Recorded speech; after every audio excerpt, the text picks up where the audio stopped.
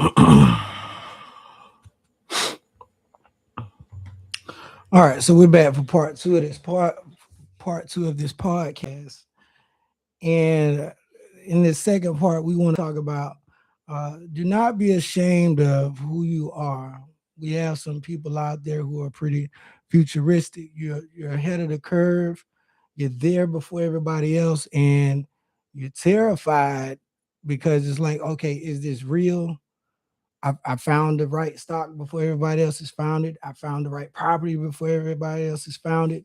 I found the right business opportunity before everyone in my city has discovered it. Yet you have what we like to call, or what they taught us in business school was analysis paralysis. You think about it so long to where the opportunity passes right on by you, and that's okay because that just means that you're on the right track. Speaking of right track, I know a lot of us have been seeing the angel numbers, and some of us want to know what they mean. It just means that you're on the right track. Now you can go look up the different sequential orders of the numbers and what each one means.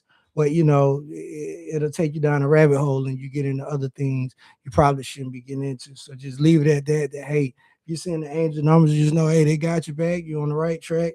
Holy Spirit is guiding you, and that's just what it is. Now we're talking about don't be ashamed of who you are. Some of us, you come into to whether it be self knowledge, whether it be God's knowledge, whether it be financial knowledge, whatever the knowledge is that you come into, and you decide to try to be Harriet Tubman and to go free everybody, only to learn that some people just don't want to, and that's okay too. But don't you go killing yourself, or losing extra weight trying to quote unquote wake somebody up that doesn't want to be awakened. And just because it's your awakening doesn't mean it might be their awakening. So in other words, keep it to yourself, and move forward and use it for yourself. They'll come find you later. They'll call you later. You get. I have many stories where I told somebody about something 10 years ago, and they're still calling me about it today. Hey, it's just what it is. You know, don't shun them. Don't be upset with them about it. It's just what it is. Some things you weren't ready to be revealed to that the same person might have tried to tell you 10 years ago. So let's be humble about it.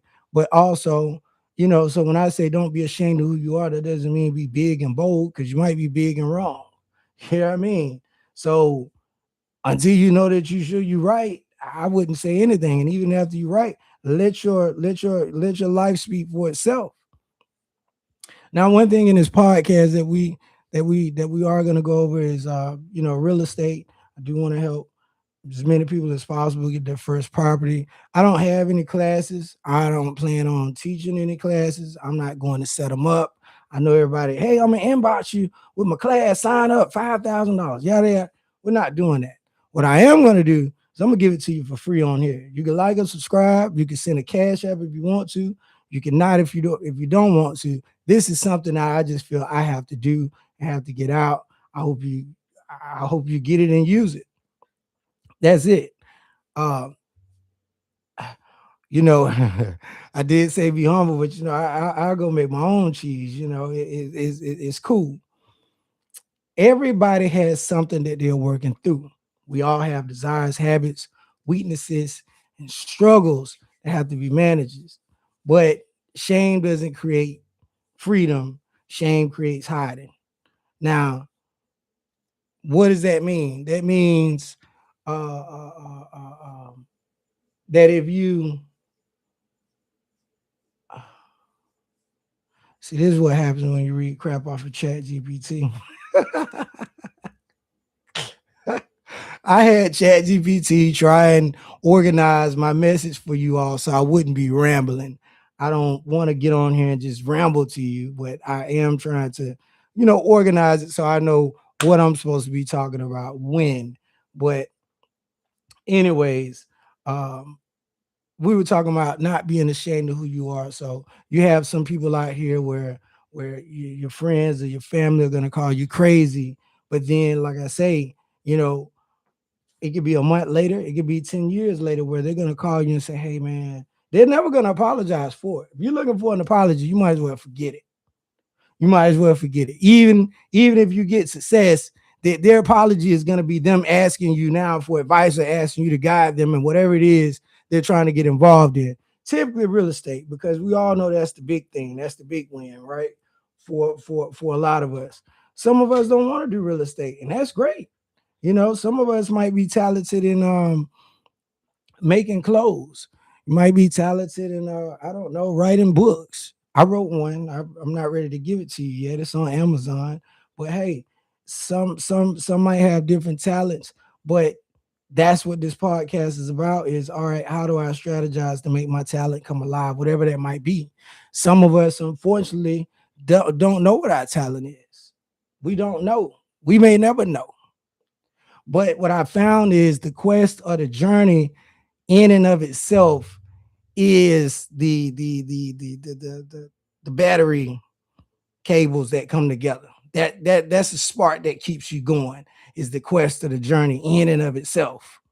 You may never discover it, but as long as you got the journey, it keeps you getting up every day, keeps you prayerful, and it keeps you going. So don't stress out because you haven't found it. And I like what the one guy Brandon Jamal told me. We his name is Brandon Jamal. Now you're a single mom. Shout out to you if you ever see this. He said he read something about 50 Cent that says just try stuff. Some of you are gonna have to try on different shoes. That means you're going to have to try new things to figure out, okay, what do you like and what you don't like. I heard on the movie last night, she said, well, you don't get tired of doing something that you like. We all know that's like the first step, finding something that you like. But guess what? For some of us, the thing you might be good at isn't the thing you really like. You might be good at it. You don't really like it. But then at some point, you might find something that might merit the two for you, which would be the ultimate goal when you're working on something that you just don't like. Um, some of us have, really, really bad habits. I don't know if I want to name what some of those habits are, but some of us have some real bad habits. And, of course, to others and even for what it is, they might be extremely destructive habits. But those habits are energies to be refocused. You understand? They are things for you to redirect into something else. I like Tariq Nasheed. I got this from him a long time ago, and he say, let's just say a sexual desire, sexual energy. All right, well, you want to go jump on this chick, jump on that chick, jump on this chick, jump on that chick. Well, that's just something in you that has you wanting to do that. Whereas, okay, you know what? You need to take that out of the women and go and put it into this this book over here, or go and put it into this property over there, or go and put it into your bank account, but you need to redirect it. So you don't want to, pray it away, because then you might just become a bump on a log, for lack of better terms here. You might just become, stagnant, if you will. So you want to keep the drive. If you have a drive, wherever that drive is coming from, whether it's, whether it's, some of us are moved by the bad. Some of us aren't moved by, hey, you're doing a wonderful job. Hey, keep up the good work. So some of us aren't motivated by the pat on the back. Some of us are motivated by pain and terror. Some of us are motivated by chaos, which might mean why you keep so much chaos going in your life, because it keeps you going, but now you need to organize it to where it's going to have the best outcome for you. That's what this is about. That's what obtaining this success is about. Let's keep going. One big one on this second part is keeping a low profile. Now, we just went from do not be ashamed of who you are, meaning that's internal. Shame is internal, right? People to call you crazy, make you feel bad about yourself. That's internal. But also keeping a low profile. That's why I said be quiet. Meaning, let's just say you I don't know. Say you finally touch some real money. You got $100,000 coming from a settlement. You done went and told all your family, yeah, I just got in a car wreck and I'm gonna get this $100,000 settlement, yada yada yada. Let me tell you something now. They annotating, they writing notes down now. Okay, I need I got a car that needs to get fixed. My baby needs some new shoes, they annotate and they'll wait. They'll wait. Some of them not gonna wait, but some of them gonna wait and they'll wait. As soon as you get the money and you wonder where the request coming from. Let me tell you now. Here's a good one. Check this out. Here's a good one. You're talking to a friend, right? And this particular between male and female that this happens, but I've seen it happen with guys a lot as well. And let's just say you're just talking about your normal day, right? Yeah, I just bought me a new necklace. Yeah, I just went shopping last week. Last week I was in California traveling, whatever the case may be. But let's just say topic of that day is you've been spending money, right? And you're just telling your friend or telling whoever it may be about your day, right? And they go, okay, and they tabulate. Like I say, it might be right then at the end of the phone conversation, or it might be a week later, 2 weeks later. Hey, I'm short on my light bill. Can you help me? Of course, we all know that the ones who are gonna say, well, you just say no. Yeah, okay, easier said than done. Some of us soft hearts out there, it's hard to say no, especially if a brother or sister, is supposedly in need and you got the means to help, that's what you want to do. But what you can do is to help not put yourself in that position to be asked in the first place. So you're gonna have to learn to keep a low profile. You know, certain people or certain endeavors used to keep what they call a front business. The real business is going on elsewhere, but they got a front business, something for you to look at. This is a pretty little doll for you to look at, so you'll never see what's going on in the background. Because if you knew that, oh, you'd definitely be at my head then. So what I'm gonna do now is I'm gonna get me a front. I like the way my sister put it. She said, you need to get you a sentence. And a sentence is this: when somebody goes inquiring about your business, you need to have one sentence response. And that sentence could sound something like, yeah, I don't know, I lift bricks for a living. And that's not a drug terminology. It's just to say I'm creating a job here. Let's just say I lay bricks for a living, right? Do you lay bricks? Of course I do. But is that how you make your money for real? Nope. Nope. Do they need to know how you're making the money for real? Nope. Because I'm gonna tell you now, as soon as they get in trouble, guess who they calling? You. They calling you. And depending on who you are, you might be the type of person where you want to help everybody or you don't want to see anybody struggle, so if someone asks and you have it, you give them the shirt off your back. That's understood. That's understood. And again, going back to not compromising who you are, you may just want to do that to, stay true to who you are, but it hurts you. And because it's hurting you, and you told the person that it hurts you, but I'm telling you now, they don't care nothing about how you feel. So what you can do is protect yourself by keeping a low profile. You're going to need you either a front job, a front business. You're going to need something that's a front. All right, you can, I'll dangle this peppermint in front of you, but you'll never know about the peppermint factory behind me. You understand? That keeps them off your back. Knowing about your next move. I like the way my father told me once. He say, stop announcing things. Stop announcing what you're about to go do. Just go do it. And that's as simple as that. So, in closing, and our key takeaways for today is protection. Focus protects your purpose. Everybody wants to get on peace now. What is peace? We'll have to discover that another time because peace could be very close to stagnation now. Peace could be very close to not doing what you're supposed to do. Here's a real bit distraction we didn't go over earlier. TV. TV. I went for years, and I do mean years without a TV. Now there'll be times during some, like, let's just say winter seasons. I would here's a good one.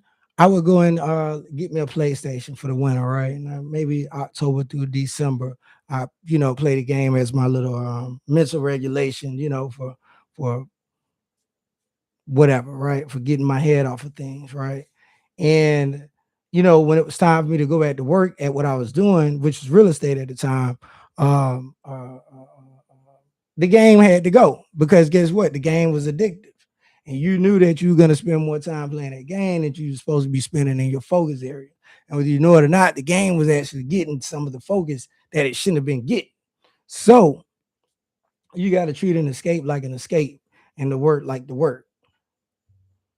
Now, uh, focus protects the opportunity and focus protects your future. So you need to ask yourself tonight, what is cluttering my life? How do I declutter? Right?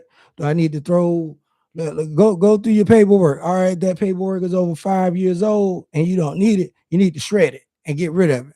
There's a lot of identity theft nowadays. So I suggest get you a nice little shredder and shred it. Mine's been ticking for about 10 years now. And it's old, but it's still ticking. Um, you need to figure out, all right, who may be, trying to pull. Let me tell you something like this too. Some of these friends we have purposely try to distract you or try to deter you. We have our people. You know what? Fine. Well, I'm not even gonna talk about them. I'm gonna just tell you how it is, how I feel. And that is some people out there, especially that's in the form of a friend, just aren't your friend. Okay. But guess what? They still serve a purpose. So if you find out they're your enemy, you don't need to let them know that. And guess what? I like the way TD Jakes put it, you might be cutting off exactly who needs to be there. That's why I say, all right, well, if it's going to compromise who you are, stay with who you are and just learn how to treat them. I'm going to have to treat them compartmentalized. I'm going to have to keep them right where they are. I'm going to have to allow them. Here's a good quote for you. When you're trying to play, you need to allow the person that's trying to play you think they're playing you so you could be the one doing the playing. And that's just as simple as that. They don't need to know what it is that you know. And is this some kind of sick game? Well, it's all a sick game. You know what I mean? From your job to the business to your friends to your family, it's all a sick game. I like the way TDJ say everybody's trying to manipulate. Everybody's trying to get somebody to do what they want to. Look at how many groups and communities we got. I'm trying to get somebody to watch the show. How can I bait you in to watch the show? Right?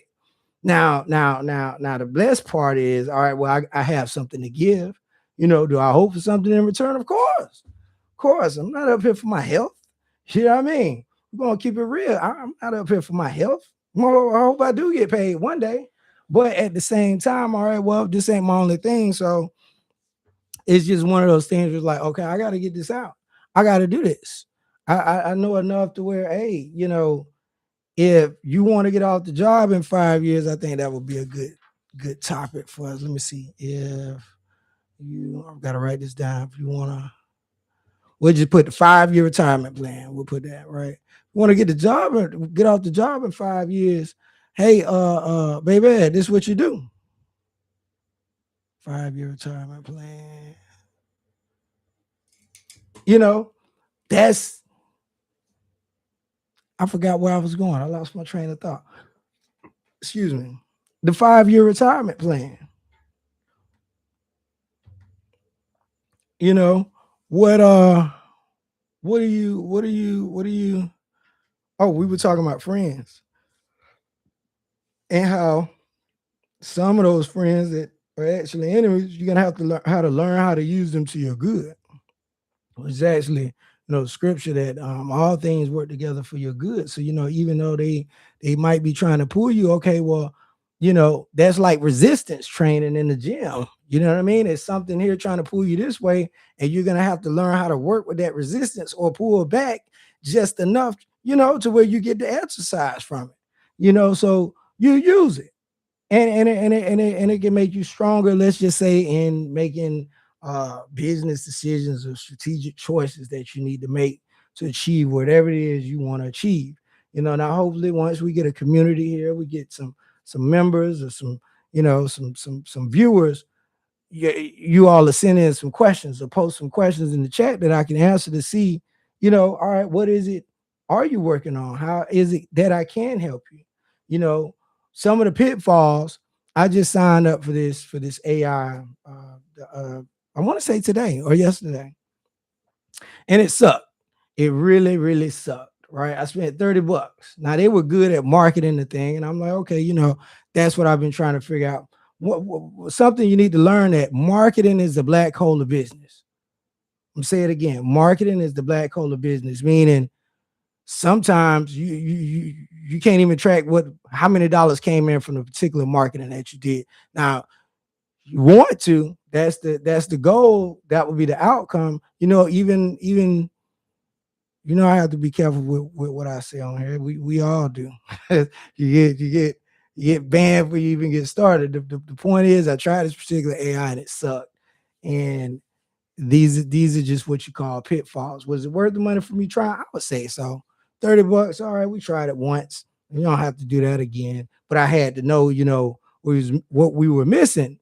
Because if you don't have that type of attitude, well, I'm going to take a risk. I'm going to try something here, then, and you'll never know. Are we going to lose money? Yes, we are going to lose money. Are we going to make money? Yes. How to keep the money? Another episode, another conversation. Okay.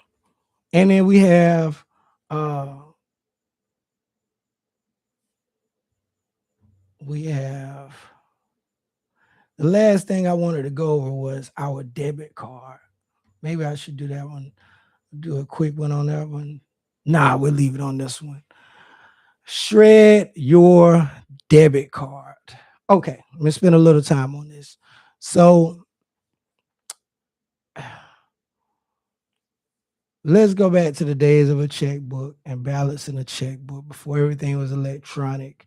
Uh, you typically had to have a better handle on your money because you had to actually account for the things that you purchased. And if you didn't balance your checkbook, then that means that your checking account was just going to be out of balance, meaning you're not going to know where it went. You're not going to know what happened to the money. But these old ladies, they would come in and they would buy groceries when I worked at the grocery store, right? And they would write down they bought groceries and for how much. And of course, at the end of the month or the end of the week, when they would balance the checkbook, is it do I have an account of all expenses? Nowadays, we don't have that. Meaning, of course, you have all these different softwares now to where you're able to keep track of this stuff if you use it correctly. But I haven't found one that's good. I still like paper and pencil, you know.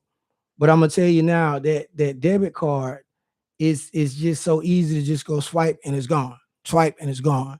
And I'm gonna tell you now, some of this caffeine we drink, some of these foods we eat, especially fast food, it's not out there, but I'm gonna tell you now, this is a theory of mine.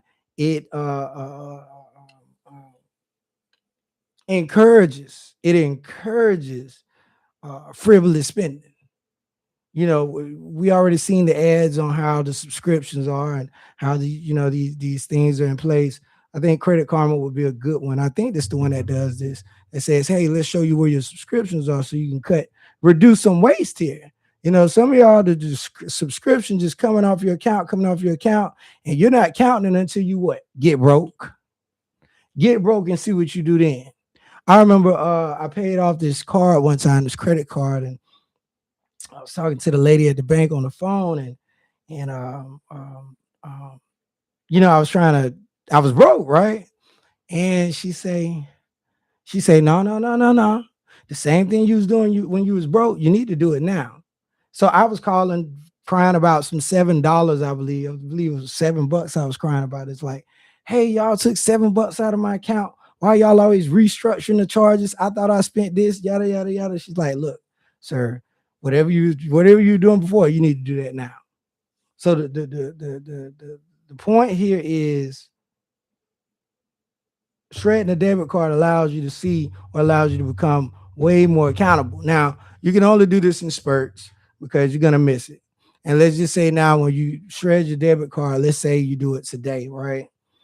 Tomorrow you might be trying to order a new one. It's gonna be very uncomfortable. It's not gonna feel good. But this is a tactic that I've used for a long time now to, accumulate some cash. If you're having a trouble with your cash accumulating, this is one way I've liked to do it. Now, is it caveman like? Of course. It's like knocking somebody over the head and dragging them on. But uh, it works. Shredding your debit card. So what you'll do is let's just say, and you have to be careful with this. Write down your debit card number in your planner, right? And what you want to do now is you want to make sure all your bills are automatically paid, right? So online, if all your card is hooked up to where you need to pay your major bills, that's first. We're gonna take care of that first, right?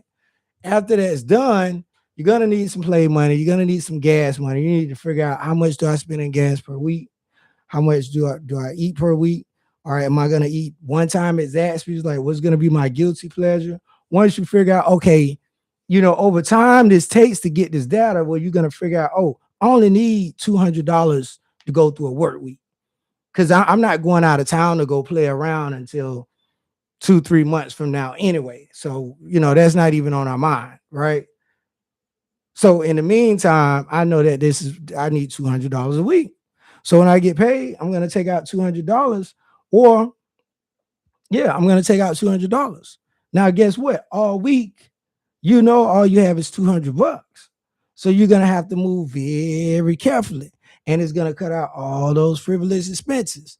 I got some advice from my uncle one time, and my uncle was he was a drunkard, but he had some sense when he said, "Buy what you need." Buy what you need. As long as, and this is a verse in the Bible, it says, as long as you have eyes, you'll always want something. You'll always want something. I don't care what you do. You'll never be satisfied with that black hole. There's another black hole for you. Always wanting something. The point is, you can buy what you need, right? Can you eat every day? Do you have deodorant? I mean, you got the toiletries. You don't have these basic things. Okay, we got some talking to do. We got some work to do. But most of us, you have too much. When you think about it, you have way more than the ancestors had, or you have more than your family might have had. Okay, do you have millions of dollars in the bank? No, and that's gonna screw with a lot of us. I mean, but hey, okay, does your ride work? Yeah. Okay, well, you're good. You know what I mean? Is it a Ferrari? No. Do I feel bad about it? Yes. Do I want one? Yes. Do I need one? No, because you got a ride already. Does it work is the question. Is it reliable is the question. Can it take you from point A to point Z? And I say point Z because you want to be able to travel in it. Or guess what? Preserve yours and rent your car, if need be. There's a way to do anything. I know some champion women out there, who have multiple children, and they're by themselves. And guess what? They're raising them. I know it's some of my males out there, that one kid is just gonna throw everything off, and it is. It is. Her desire might not even be to get rich. Her desire is just to take care of those children. And but if she could do that, the average cost, and this was over 20 years ago, I had the statistic, was 200 grand to raise a kid. So she doesn't spend an M by the time they're adults. You know what I mean? Whether you know it or not, I like the way my cousin told me once. He say, uh, uh, I forgot what he said, but his point was, we all gonna touch a lot of money. We all are gonna touch. And when you think about it, let's just say if you make $40,000 a year, right? On the low side, 40,000 times what? 40 years is $1.6 million. 40 years. So assuming you start at 20, and let's just say what, 40 years, 60. So assuming you died at 60, and I know most of us, y'all don't want to even try to come to those realities. So we just gonna keep it at what it is. 40 years, right? That's $1.6 million that that's come through your that you've generated. We ain't gonna say this came through your hands because we know we got taxes, right? But let's just say, all right, that knocks you down to what 1.2. And I just threw that number out the sky. I didn't do any calculation. 1.2, $1.2 million. And now you have to be accountable for what did I do with $1.2 million? Did I raise five children, or did I gamble it? Well, hey, the answer's simple. Most of us we just mismanaged it. But anyways, we've hit our 30-minute mark for tonight, and I think that's enough puzzle pieces for the podcast tonight. I really hope you got something into it. I'm excited because in the following weeks we'll be able to get into buying properties, which should be a favorite. Buying properties. If for my filmmakers out there, how to get your movie on Tubi, how to talk to the people. Right now, if you haven't had the opportunity, please go check out The Other Dude by Roy Straughter on Tubi. Strangle by Roy Straughter on Tubi. His new movie coming up, which is Corbin by Roy Straughter, again on Tubi. And of course, my movie 108th Street by Keith Hicks. You know what I mean? And we're gonna roll it like that. If you want to go even further and help me out, hey, go check out my book Gerard's Law, The Golden House, on Amazon.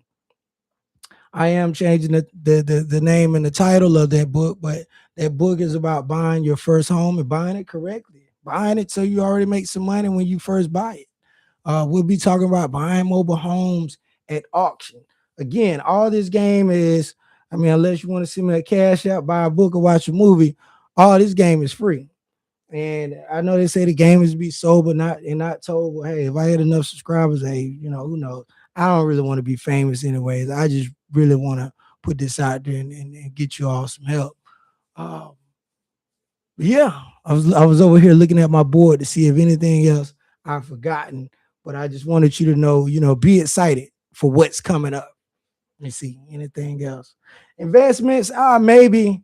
The world is turned investing in the real gimmicky stuff, real quick stuff, which I love. Now, don't get me wrong, you want it quick sometimes, but at the same time, I don't know. My love for trading and investing is waned a bit. So hey, come with me and look for some new adventure. Take care.